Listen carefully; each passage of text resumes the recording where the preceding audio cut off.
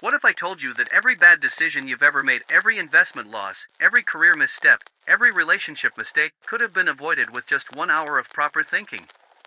Not 1 hour per day. Not 1 hour per week. 1 hour. Total. For each major decision.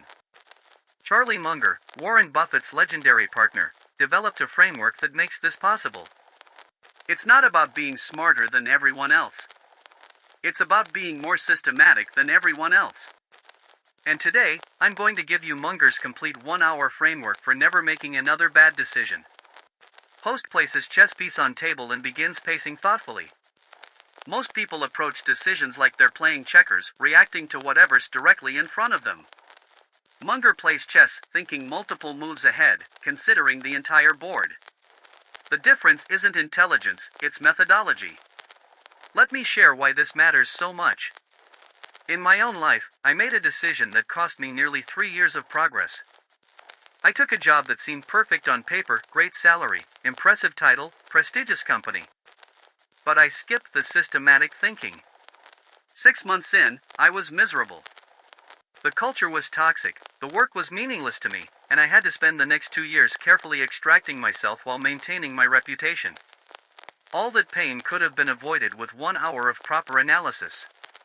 The framework has 3 phases, each taking roughly 20 minutes. But here's what makes it revolutionary: it works backwards from how we normally think. Phase 1, the inversion principle, minutes 0 to 20. When faced with any important decision, our natural instinct is to ask, how do I achieve success? This is exactly wrong. Instead, spend your first 20 minutes asking, how could I guarantee failure? This is inversion thinking, one of Munger's most powerful mental models. Let me give you detailed examples. If you're considering a business partnership, how could I ensure this partnership fails spectacularly? I'd pick someone with terrible character, skip due diligence, ignore conflicting values, make huge financial commitments without exit strategies, avoid written agreements, and never discuss worst-case scenarios up front. If you're thinking about a career change, how could I make sure I hate my new job? I'd choose based only on salary, ignore my natural talents, pick something that doesn't align with my values, never talk to anyone actually doing the work, and fail to consider commute time or work-life balance. If you're contemplating an investment, how could I lose all my money? I'd invest in something I don't understand, follow crowd sentiment, use leverage, panic sell during downturns, ignore the business fundamentals, and chase past performance. By clearly identifying the exact path to disaster, you automatically reveal the path to success. You're essentially seeing all the landmines clearly marked before you start walking through the field. This isn't negative thinking, it's strategic thinking. Host stops pacing and faces camera directly. Phase 2, the circle of competence audit, minutes 20 to 40. Munger famously said, knowing what you don't know is more useful than being brilliant. Most bad decisions happen when we operate outside our circle of competence without even realizing it. Here's how to conduct a proper audit. Take 20 minutes and create 2 detailed lists. On the left, what I know for certain. On the right, what I don't know but need to. Let me show you what this looks like in practice. If you're deciding on a stock investment, your no list might include the company's main products, its general reputation, the basic industry it operates in. Your don't know list should include its actual profit margins, durable competitive advantages, management quality and incentives, debt levels and structure, industry growth prospects, regulatory risks, and how the business would fare in a recession. The key is being brutally honest with yourself. Most people overestimate what they know and underestimate what they don't. Here's a useful trick. Imagine you have to defend your no list to a hostile expert in that field. Would your knowledge hold up under tough questioning? If your don't know list is longer than your no list, and for important decisions, it almost always will be, you have exactly 3 options. First, convert don't knows into knows through dedicated research. This might take hours, days, or even weeks. Second, consult multiple experts whose circles of competence include what you don't know. Not just one person, but several to get different perspectives. Third, walk away from the decision entirely. This is often the wisest choice that most people are unwilling to make. Host sits down, leaning forward confidentially. Phase 3, the Multi-Timeframe Consequence Map, minutes 40 to 60. This is where we project the decision forward through multiple time horizons. Most people only consider immediate consequences. Munger thinks in decades, and so should you. Take your final 20 minutes and ask these questions with rigorous honesty. What are the consequences in 10 minutes?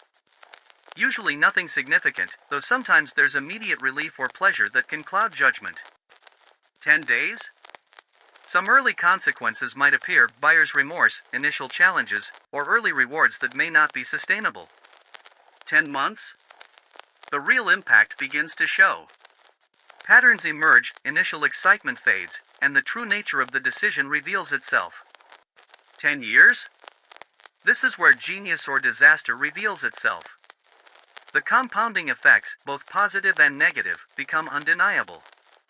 The worst decisions in life aren't the ones with immediate negative consequences; those are easy to avoid. The truly devastating decisions are the ones with mild positive consequences in the short term but catastrophic negative consequences in the long term. Let me give you some concrete examples. Taking on excessive debt feels good today. You get the house, the car, the lifestyle you want. The consequences of the debt burden come years later in the form of limited choices, stress, and missed opportunities. Choosing entertainment over education feels good tonight. You get to relax and have fun. The price gets paid decades later in obsolete skills and limited career options. Prioritizing quick profits over reputation feels good this quarter. The reckoning comes eventually when nobody trusts you and opportunities dry up. Host stands and moves to whiteboard. Let me show you how this entire framework works with a comprehensive example from my own life. Several years ago, I was offered a high-paying job at a fast-growing tech startup.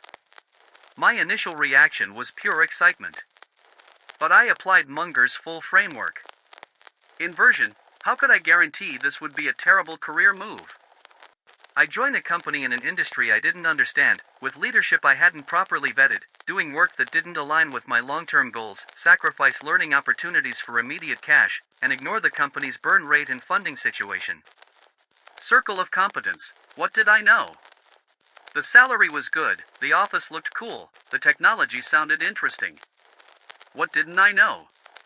The company's actual financial health, the CEO's track record with previous companies, the industry's long-term prospects, whether I'd actually enjoy the day-to-day work, the company culture, and the realistic growth potential.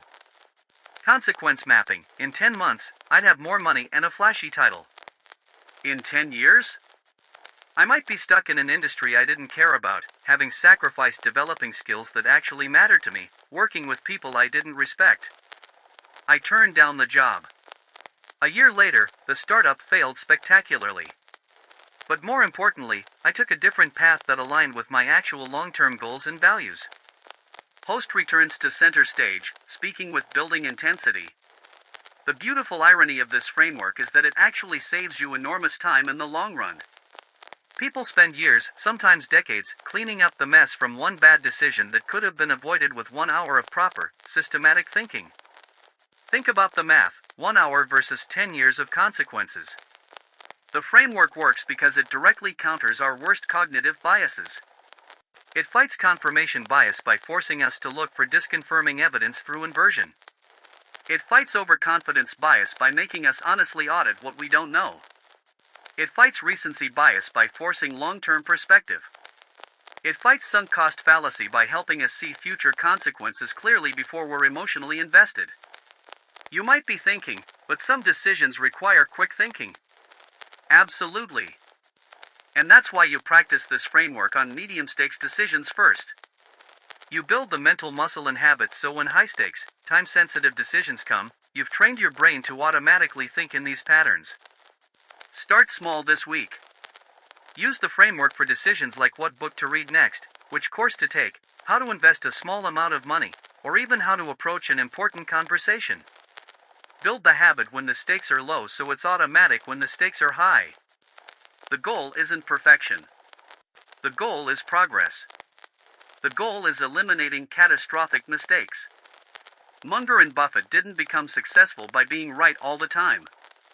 They became successful by consistently avoiding being wrong in big, irreversible ways. Host's tone becomes more philosophical. We live in a world that celebrates quick decisions, gut feelings, and rapid movement.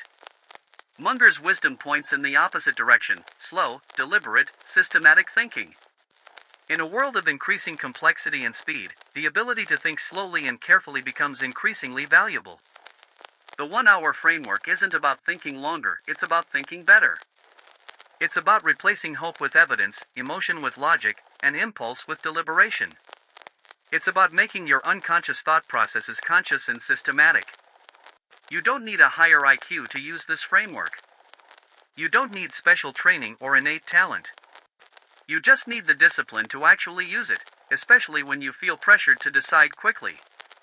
The next time you're facing a major decision about money, about your career, about relationships, about anything that matters, I want you to remember this: your future self is watching right now.